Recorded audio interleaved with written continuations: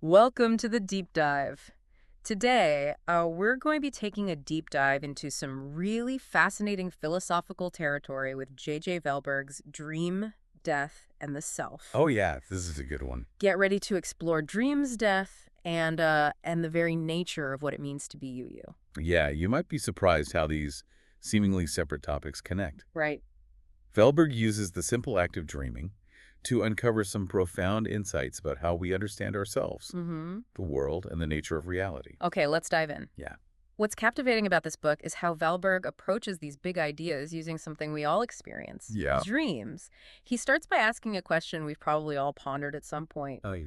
What if this is all a dream? That's the jumping off point for what he calls the dream hypothesis. Okay. It's not just about whether we're dreaming right now, Right. but what it would really mean for our experience if this were all a dream. Mm-hmm. One of the first things he tackles is this idea that if this were all a dream, the world would somehow be smaller, less real. Like we'd be stuck in some kind of limited artificial reality. Exactly. But Valberg argues that even if this were a dream, Okay. the vastness of the world, the endless space, the past, the future, it would all still exist within the dream. Wow. He uses this concept of a horizon to explain this. Okay, I'm all ears. Okay, Tell me more about this horizon concept. think of it as the boundary of your experience. Okay. Everything you know, everything you perceive, Mm-hmm. falls within your personal horizon. Right. But there's a catch. Okay. What if there are horizons beyond yours? Oh. Imagine those Russian nesting dolls, horizons within horizons within horizons. So even if we're in a dream, Yeah. the vastness of reality, everything beyond our immediate grasp, Mm-hmm. would still exist within that dream? It would. It's a mind-blowing concept, but then it raises the question, Yeah, can we ever be truly certain that we're not dreaming right now? that's the question, isn't it? Any experience we could have to prove we're awake could just be part of the dream, right? Exactly. This is where things get really interesting. Okay. Valberg introduces the idea of nothingness, Okay. not just as an empty space, Mm-hmm. but as the absence of experience itself. Whoa. Can you picture not just an empty room, but the inability to even perceive an empty room? That's a pretty profound and slightly terrifying thought. So how does this idea of nothingness help us understand whether we're dreaming or not? Well, for Valberg the horizon, your consciousness Okay. needs something to be present within it in order to exist. Mm-hmm. Without presence, there's only nothingness and therefore no experience, no you. Right. So even though this bizarre, nonsensical dream Right. is still an experience and therefore proof that there's something, not nothing. So the very fact that we're having any kind of experience, Right. even if it's a dream, Yeah. suggests that there's a reality, Yeah, a somethingness underlying it all. precisely. Okay. But he then takes it a step further, arguing that the subject matter of the dream hypothesis, that this we're referring to when we ask, what if this is all a dream, Mm. isn't just about the objects and experiences within our immediate awareness. Okay. It's about our entire horizon of experience. So it's not just about the coffee cup in front of me, but the whole framework of my reality, the world I experience, and even the possibility of other horizons beyond my own. That's right. Okay. He argues that this actually refers to the totality of everything, Okay. both within and outside of our experience. Right. And that totality is so vast and complex, Mm. encompassing things we haven't even discovered or imagined, Right. that it can't be contained within a dream. It's like trying to fit the ocean into a teacup. I love that analogy. Yeah. So according to Valberg, the very act of asking, what if this is all a dream, Yeah. implies a reality that's too big to be dreamed. Exactly. And this leads him to an even more compelling argument against the dream hypothesis, Okay. the existence of other minds. Okay, this is where it gets really interesting. Yeah. How do other people factor into this whole dream debate? Think about it. Okay. If everything you experience is part of your dream, Hmm. then the other people in your life would simply be figments of your imagination. Right. They wouldn't have genuine thoughts, Right. feelings, or experiences of their own. Yeah. But when we truly acknowledge other minds, Okay. we're recognizing that they have their own horizons of experience, their own that they're at the center of, Right. separate from our own. Ah, I see. Yeah. By recognizing their separate existence, their own horizon of experience, Mm-hmm. I'm accepting that my reality isn't the only one. Precisely. Okay. He calls this imminent dream skepticism. Okay. The idea that while we can't logically rule out the possibility of us being in a dream, Hmm. The very act of interacting with other minds essentially disproves the dream hypothesis. Because if they have their own separate consciousness, Right. a different perspective on Oh, reality, yeah. they can't just be characters in my dream. They can't. That is so cool. It is a cool idea. It's like the existence of other people anchors us to a shared reality. Yeah, it really is. But it also raises questions about what we really mean by other minds. Right. Are we just talking about the thoughts and feelings happening inside someone else's head? Yeah. Or something more fundamental? Yeah. Valberg distinguishes between two ways of thinking about the mind. Okay. I'm intrigued. Break it down for me. The first is what he calls the phenomenal conception of the mind. Okay. This focuses on the observable mental states and processes, things like emotions, Right. perceptions, Okay. and beliefs. So like the content of their consciousness. It's essentially the content of someone's consciousness. So the phenomenal view is about what's happening inside someone's head, the movie playing on their internal screen. Exactly. But Valberg argues that there's a deeper level, Okay. which he calls the horizontal conception of the mind. Okay. I'm curious, what's the difference? The key difference is that the positional refers to your specific point of view, while the horizontal eye encompasses your entire reality, Okay. including your awareness of other minds and the world. Gotcha. Think about when you say, Okay. I'm thinking about Vienna, or I see rain clouds. Right. You're not just referring to yourself as the subject of those thoughts or perceptions, but to your entire horizon of experience. So I, in this sense, means something much bigger. Yes. It's not just ME, but the whole framework of my reality, the world I experience. Exactly. It's like the I encompasses everything within your horizon. Wow. All of the objects, events, Right. even other minds that make up your world. Okay. And here's where it gets really interesting. Okay. Valberg argues that this horizontal I can't be reduced to any particular object or experience within your horizon. So it's like the container that holds everything but isn't a thing in itself. That's a great way to put it. He actually compares it to the concept of Dasein in Heidegger's philosophy. Wow, Heidegger. Dasein isn't a specific entity, Okay. but the very condition of being in the world, Right. the framework for understanding our existence. Whoa, this is getting pretty deep. But I'm starting to see how these different uses of I relate to Valberg's overall project. Yeah. He's trying to show how our language, the way we talk about ourselves and the world, reflects a deeper understanding of consciousness and reality. You're absolutely right. And this understanding has profound implications, especially when we start to think about death. Right. Now that we've explored different dimensions of the self, Yeah. let's tackle that big question we keep circling around. Okay. What happens when this horizon that defines the self ceases to be? Yeah. Death. It's been looming in the background of this whole conversation. Yes. Valberg describes it as the ceasing to be of your horizon. Yeah. But what does that really mean? Is it just about lights out for our physical bodies? It's much more than that. Okay. It's about the complete annihilation of your horizon, the framework of your experience. It's nothingness, not just as the absence of things, Okay. but the absence of experience itself. Okay, now that is scary. It is. It's like not just turning off the TV, but the TV itself disappearing. Right. Along with the room it's in. Yeah. And the whole world outside. Exactly. It's the ultimate vanishing act. Wow. The end of your unique perspective on the world. Right. And Valberg doesn't shy away from the profound anxiety and dread this prospect evokes. Right. He uses Tolstoy's The Death of Ivan Ilyich to really bring that fear to life. Yeah, the death of Ivan Ilyich. Ivan's realization that death means the end of his world, not just the world in general, is incredibly powerful. It is. And Valberg points out that this fear is rooted in our deep commitment to our own existence, to the continuity of our horizon. Yeah. Death represents a fundamental break in that continuity, Right. a confrontation with an absolute nothingness we can't even comprehend. It's like trying to imagine a world without any color, Yeah. but even more extreme than that. No sight, no sound, no thought, just nothing. And it's this very incomprehensibility. Right. Valberg argues that makes death so disturbing. Yeah. It's not just the end of something. Yeah. It's the end of everything from your perspective. It sounds a lot like what he described earlier about the dream hypothesis. It does. The fear of being trapped in a dream is really the fear of this not being real, of our experiences being ultimately meaningless. Yeah. And death, if it's truly nothingness, represents the ultimate meaninglessness. That's an insightful connection. So they're very much related.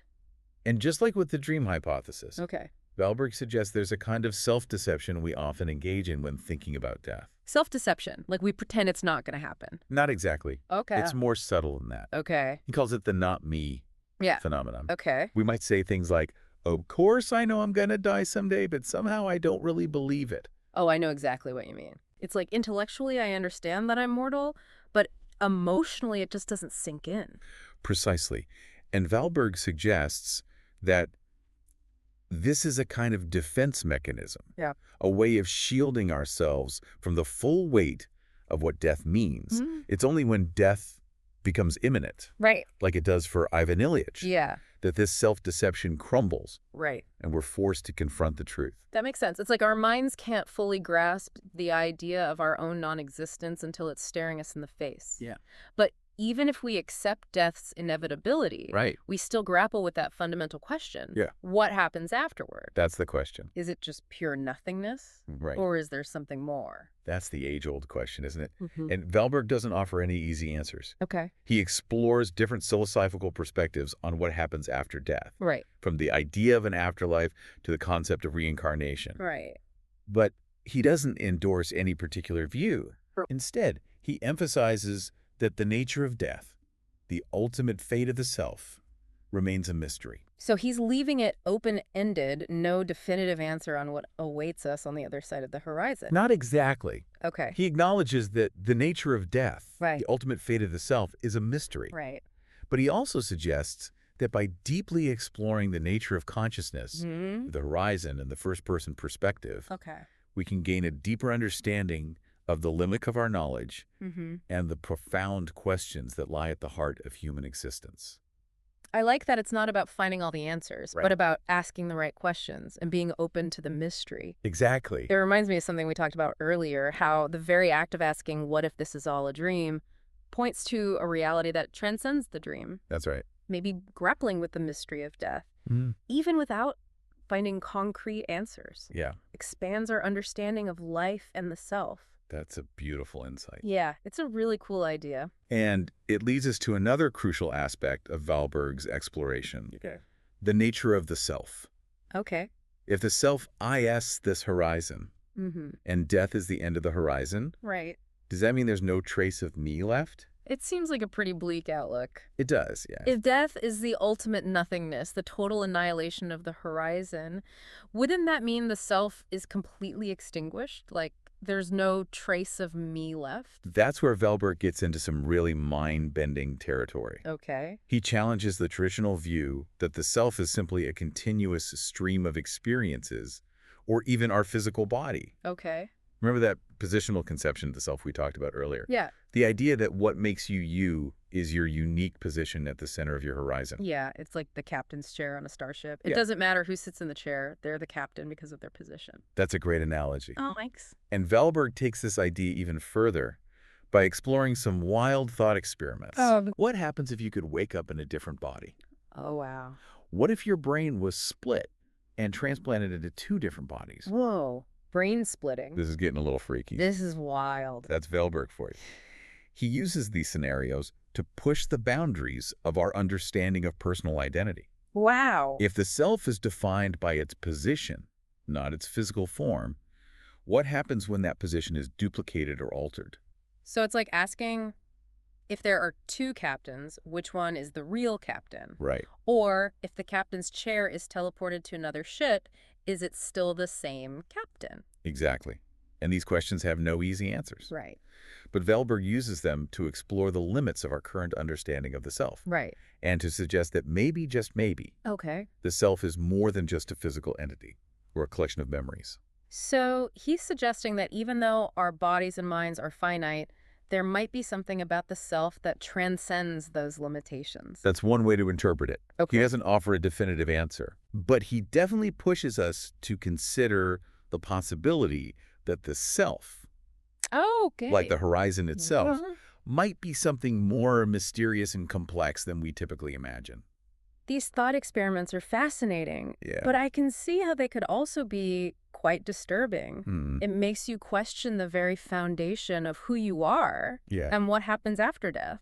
Yeah. It's almost like saying that the you reading this right now might not be the only version of you out there. It's definitely a challenging idea. It is. And it's a good example of how Valberg uses these thought experiments to shake us out of our comfortable assumptions Okay. and force us to confront the deeper mysteries of consciousness and personal identity.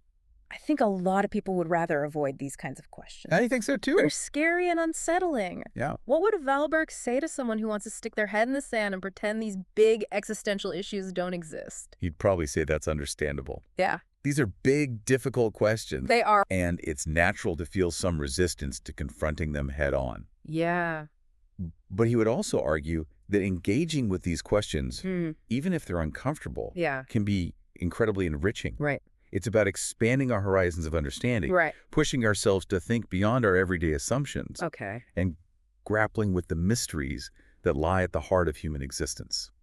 So it's not about finding all the answers, Right. but about embracing the journey of exploration and discovery. Exactly. And that journey, as Valberg shows us, can lead to some surprising and profound insights. That's right. One of those insights is that even if death is the end of our individual horizon, Mm-hmm. there might be something about the self that persists beyond that. Yeah. Perhaps something of that captain's chair, that positional self, transcends our physical form and continues to exist in some way we can't yet comprehend. Maybe so. It's definitely making me rethink my own ideas about death and the self. Yeah, me too. But let's switch gears for a moment and talk about something a little less heavy. Okay. The way we use language to describe our experiences. Okay. Valberg seems particularly interested in how words like I and my shape our understanding of ourselves. That's right. He points out that even our language reflects this deeper understanding of consciousness and reality. Okay. He's particularly interested in the first-person perspective, the way we each experience the world from our own unique point of view. Right. He argues that understanding how we use I and my is crucial to grasping the nature of the self and its relationship to the world. Can you give me an example of what he means? Think about the difference between saying, I see a tree, Okay. and there's a tree over there. Okay, so like shifting the perspective. The first statement emphasizes your subjective experience, Okay. your unique perspective on that tree. Right. The second statement is more detached, Okay. objective, almost as if you're observing the tree from outside your own horizon. I see. Yep. It's like the first statement places me, the I, at the center of the experience, while the second statement removes the I altogether. Exactly. And for Valberg, this first-person perspective is fundamental to understanding consciousness. Okay. He argues that it can't be fully captured by simply observing someone's behavior Okay. or even analyzing their brain activity. So it's about understanding the world from the inside out, from the perspective of the subject, not just the object. That's a great way to put it. Thanks. And he suggests that this first-person perspective is inherently tied to the concept of the horizon. Okay. It's the I at the center of that horizon that experiences the world, not just the physical body or the collection of mental events happening within that body. It's like saying that the I is the pilot of the spaceship, Yeah, not the ship itself or the instruments on the control panel. that's a perfect analogy. And this focus on the first-person perspective has some interesting implications for how we understand the relationship between our minds and the physical world. Okay, this is where things start to get really tricky. Yeah. How do we explain how our subjective experiences, those inner feelings and thoughts, arise from something as seemingly material as the brain? That's the million-dollar question. Right. And it's a problem that has baffled philosophers for centuries. Yeah, it seems impossible. Valberg calls it the puzzle of the causation of consciousness. So the puzzle is, how can something physical, like neurons firing in the brain, give rise to something as non-physical as our conscious experience? Exactly. It just doesn't seem possible. And it seems like there's an unbridgeable gap between these two realms. Right. On the one hand, we have the objective, measurable world of matter and energy. On the other hand, we have the subjective, qualitative world of our inner experience. It's like trying to explain how a symphony arises from the vibrations of air molecules. Oh, that's a good one. We can understand the physics of sound. Yeah. But how does that translate into the beauty and emotion we experience when listening to music? That's a great analogy. Thanks. And Valberg explores different attempts to bridge this gap. Okay. from materialist views that try to reduce consciousness to brain processes, Okay. to dualist views that posit a separate, non-physical mind or soul.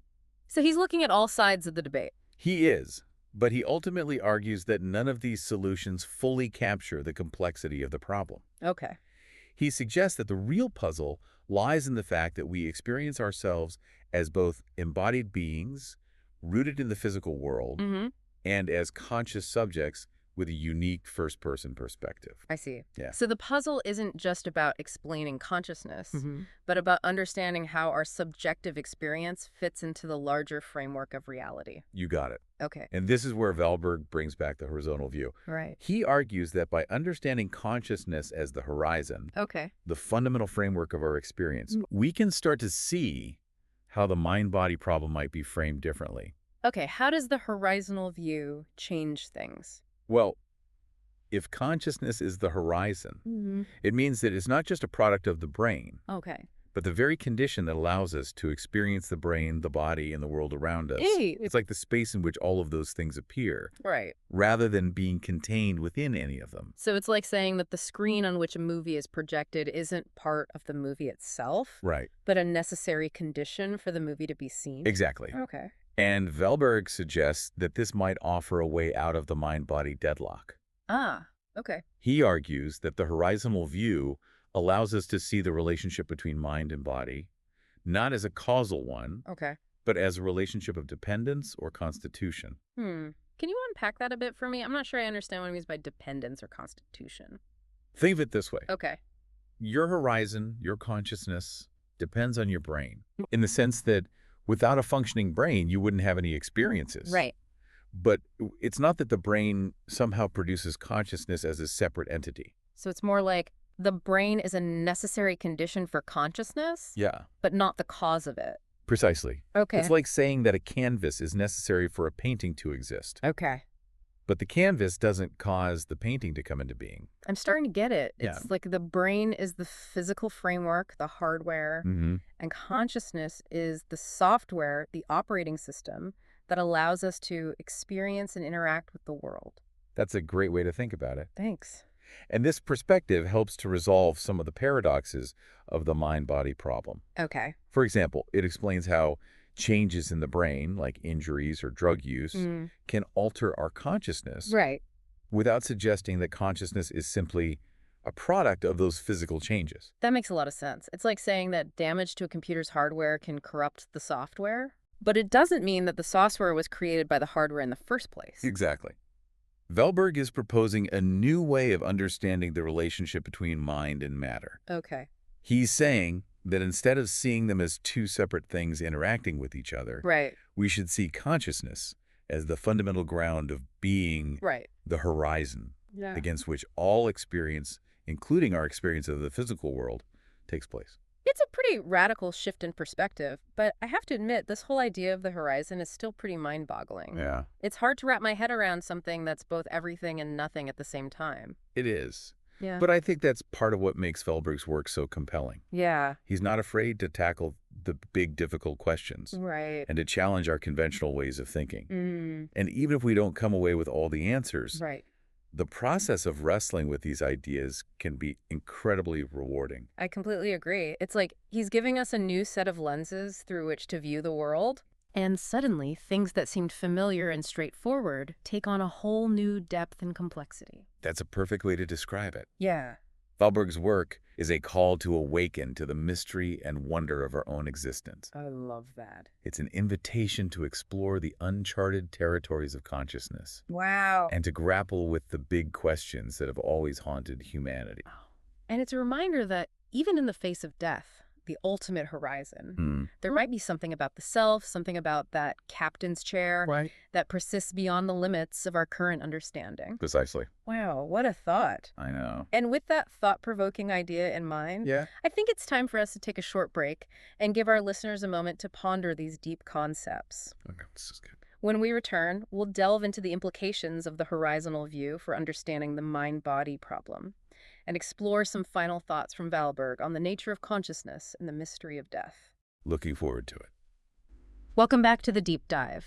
We've been exploring J.J. Valberg's Dream, death, and the self. And it's been quite a journey. It has been. We've talked about dreams, Right? the self, Hmm. the nature of reality, and even touched on that ultimate mystery, death. The big one. Before the break, we were discussing Valberg's horizontal view of consciousness and how it offers a fresh perspective on the mind-body problem. Yes, it's a fascinating approach. Instead of seeing the mind and body as two separate entities interacting with each other. Right, like a ghost in the machine. Yeah, Valberg suggests that consciousness, this horizon of experience, is the fundamental ground of being. It's the canvas on which all experience, Okay. including our experience of the physical world, takes place. So it's not that the brain creates consciousness, Right. but rather that the brain is a necessary condition for consciousness to arise. That's right. It's like the hardware that allows the software of our minds to run. Precisely. And this perspective has some intriguing implications for how we understand the relationship between our mental states and physical processes. Okay. For example, it can explain how changes in the brain, Right. such as those caused by injury or drug use, Right. can alter our consciousness, without implying that consciousness is simply a product of those physical changes. That makes sense. It's like saying that damage to a computer's hardware can affect the software. Exactly. But it doesn't mean that the software was created by the hardware in the first place. That's a great analogy. And it highlights how the horizontal view can help us move beyond the traditional mind-body dualism that has puzzled philosophers for centuries. So instead of seeing the mind and body as two separate substances locked in a struggle for dominance, Yeah. we can see them as two aspects of a single integrated reality. Exactly. It's like the two sides of a coin. They're distinct, but inseparable. Yeah. And this perspective opens up new possibilities for understanding how our subjective experiences, our thoughts, feelings, and perceptions are grounded in the physical world without reducing them to mere brain activity. That's a really intriguing idea. It suggests that the mind isn't just something that happens inside our heads, Yeah. but rather a fundamental dimension of reality itself. That's right. And it brings us back to Valberg's core argument that consciousness isn't something that can be fully explained by science Right. or reduced to material processes. It's something more fundamental, Okay. something that precedes and encompasses both mind and matter. But if consciousness is this all-encompassing horizon, what happens when that horizon ceases to be? Right, good question. What does Valberg have to say about the ultimate mystery of death? Well, as we've discussed, he describes death as the ceasing to be of your horizon, Right. the complete annihilation of your personal experience. It's a confrontation with nothingness, not just as the absence of things, Right. but as the absence of experience itself. That's a pretty daunting thought. It's like the ultimate vanishing act, the end of the show with no encore. It is, and Valberg acknowledges the profound anxiety and fear that this prospect can evoke. Right. It's heavy stuff. But he also suggests that it can be an opportunity for profound insight and self-discovery. Self-discovery through contemplating your own annihilation. How does that work? He argues that by facing the reality of our own mortality, Okay. we can gain a clearer perspective on what truly matters in life. Yeah. It forces us to question our values, Right. priorities, and our attachments to the things of this world. It's like that saying, you don't know what you've got till it's gone. Maybe contemplating the loss of everything helps us appreciate what we have right now. Exactly. And it can also motivate us to live more authentically and more in alignment with our deepest values. If death is the ultimate horizon, then this life, Yeah. this now, becomes all the more precious and meaningful. I'm starting to see how this all ties together. The dream hypothesis forces us to question the nature of reality. Yeah. The concept of the horizon expands our understanding of consciousness, and the contemplation of death challenges us to live more fully in the present moment. That's a great synthesis. And it highlights how Valberg's work isn't just about abstract philosophical ideas, Right. but about offering a new way of understanding ourselves and our place in the universe. It's definitely been a mind-expanding experience for me. What are some key takeaways you think our listeners should walk away with? I think one of the most important takeaways is that consciousness is more than just a brain process. Yeah, I agree. It's a fundamental dimension of reality, the horizon that encompasses all experience. This has profound implications for how we understand ourselves, Right. the world, and our relationship to both. It's like saying that we're not just small, isolated beings trapped inside our own heads. Yeah. We're participants in a much larger cosmic drama, and our consciousness is the portal through which we experience and interact with that drama. Beautifully put. And I think another key takeaway is that death, while a profound mystery, doesn't necessarily mean the complete annihilation of the self. Valberg's exploration of the positional self suggests that there might be something about our unique perspective, Mhm. our captain's chair, Right. that transcends our physical form. So even though the horizon of our individual experience might cease to be, Right. there's a possibility that something of the I, something of our unique perspective, persists in a way we can't yet comprehend. That's right. And I think that's a really hopeful and inspiring thought. It definitely leaves us with a lot to ponder. I know I'll be Mm. thinking about these ideas for a long time to come. Yeah, me too. Any final thoughts you'd like to leave our listeners with? Just this. Don't be afraid to ask the big questions, Okay. to grapple with the mysteries of life, Yep. death, and consciousness. Yeah. The journey of philosophical exploration might not always be easy or comfortable, Right. but it can lead to profound insights and a deeper appreciation for the beauty and wonder of our own existence. Well said. And on that note, I think it's time for us to wrap up this deep dive into J.J. Valberg's Dream, Death, and the Self. It's been an incredible journey, and we hope you've enjoyed it as much as we have. It's been a pleasure exploring these ideas with you. To our listeners, we encourage you to pick up a copy of Valberg's book and continue exploring